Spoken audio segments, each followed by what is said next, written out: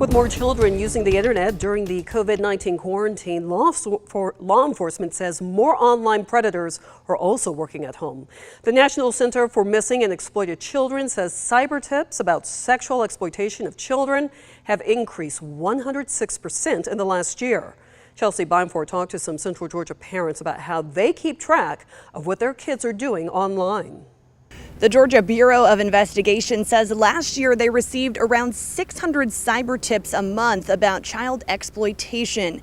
In April of this year, they received nearly 1,400, which could be the result of millions of kids using the internet for online learning and entertainment while schools are closed during the pandemic. The 12-year-old boy has an iPhone, the 10-year-old boy has an iPad, and even my 4-year-old has an iPad. Michael and Mary Burns have 3 young kids who are constantly plugged in. We try to make them go outside, but each of them will slowly slip back inside when we're not paying attention and get right back on their computer or phone or iPad. During the COVID-19 pandemic, their trio is using the internet to turn in school assignments, watch movies, and play games. All positives.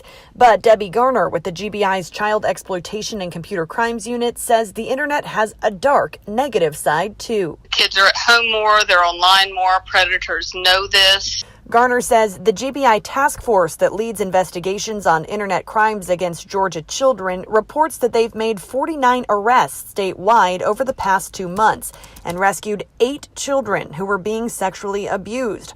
Garner says most of the cyber tips come from online service providers. Facebook and Google are 2 of the best companies when it comes to trying to find child exploitation content on their platforms and report it. The Burns family says their kids are still too young and too vulnerable to have their own social media accounts like Facebook and Twitter.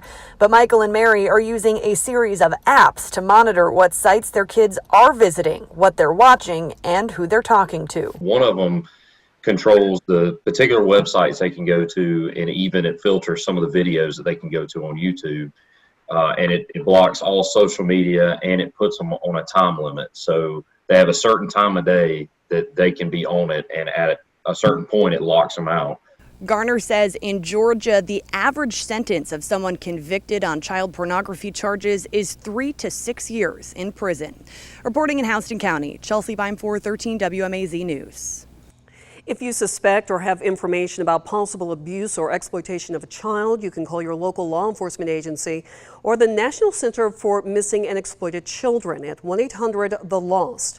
Again, that's 1-800-THE-LOST.